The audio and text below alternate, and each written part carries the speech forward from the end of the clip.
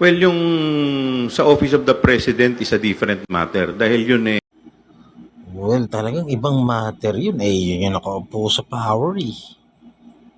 Pinsan niya si Tambi.